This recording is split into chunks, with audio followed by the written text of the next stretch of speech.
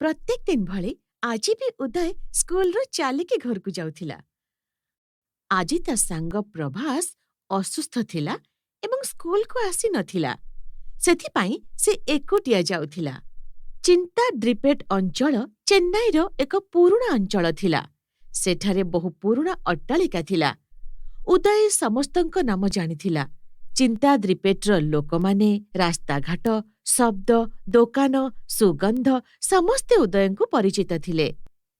କିନ୍ତୁ ସେଦିନ ଯେତେବେଳେ ସେ ହାରିସ୍ ବ୍ରିଜ୍ ଦେଇ ଯାଉଥିଲା, ସେତେବେଳେ ତାକୁ ଏକ ଅଦ୍ଭୁତ ଗନ୍ଧ ଆସିଲା।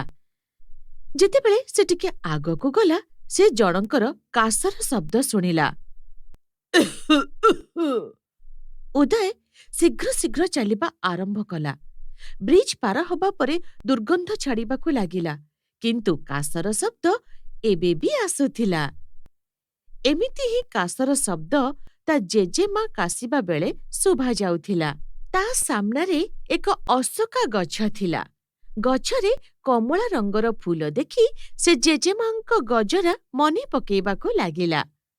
ଗଛର ଭୁକକୁ ଚାହିଁ ସେ ଜେଜେମାଙ୍କ ପିଠି ମନେ ପକେଇଲା। ସେ ଯାଇ ଗଛକୁ ଆଲିଙ୍ଗନ କଲା। ସେ ଦୀର୍ଘ ସମୟ ଗଛକୁ ଧରି ରହିଲା। ଧୀରେ ଧୀରେ ଗଛ ଭିତରୁ କିଛି ଧଡ଼ ଧଡ଼ ଶବ୍ଦ ଶୁଣିବାକୁ ଲାଗିଲା। ଗଛ ଟିକିଏ ନଇଁବାକୁ ଲାଗିଲା। ଗଛର ପତ୍ରଗୁଡ଼ିକ ପରସ୍ପର ସହିତ ଯୋଡ଼ି ହୋଇ କେଶରେ ପରିଣତ ହେଲେ ଏବଂ ଗଛଟି ଏକ ସୁନ୍ଦର ବୃଦ୍ଧ ସ୍ତ୍ରୀରେ ପରିଣତ ହେଲା। ତମେ କିଏ? କୋଉଠୁ ଆସିଛ? ମୁଁ ମାୟା, ତମର ସାଙ୍ଗ। ତମେ ଏକୁଟିଆ ଥିଲ, ତେଣୁ ମୁଁ ଆସିଲି। କିନ୍ତୁ ମୁଁ ତ ତୁମକୁ ଆଗରୁ କେଉଁଠି ଦେଖିନି। ତୁମେ କଣ କହୁଛ? ତୁମେ ପରା ମୋତେ ପ୍ରତିଦିନ ଭେଟ। ଆଚ୍ଛା, ତମେ କେଉଁଠାରେ ବାସ କର? ମୁଁ ସବୁଆଡ଼େ ରହେ। ରୁଷ, ଚୀନ, ଆମେରିକା, ଭାରତ, ସମୁଦ୍ର, ନଦୀ, ଆକାଶ, ସର୍ବତ୍ର। ଏଠାରେ ମଧ୍ୟ। ଯା, ମୁଁ ଏଠାରେ ସମସ୍ତଙ୍କୁ ଜାଣେ। ତମେ ଏଠି ରୁହ ନାହିଁ। ଆରେ, ମୁଁ ଏଠାରେ ରହେ। ତମେ ମୋତେ ଚିହ୍ନିଛ। ଆଚ୍ଛା ଶୁଣ, ମୋତେ ମୋର କାହାଣୀ କହିବାକୁ ଦିଅ। ତାପରେ ବୋଧେ ତୁମର ମନେ ପଡ଼ିଯାଇପାରେ। ଏହା ଟିକେ ଲମ୍ବା, ତୁମେ ଶୁଣିବ? ଏହା କିଛି ଲକ୍ଷ ବର୍ଷ ପୂର୍ବର କଥା। ସେତେବେଳେ ମୁଁ ବହୁତ ଆବାଳ ଏବଂ ସୁନ୍ଦର ଥିଲି।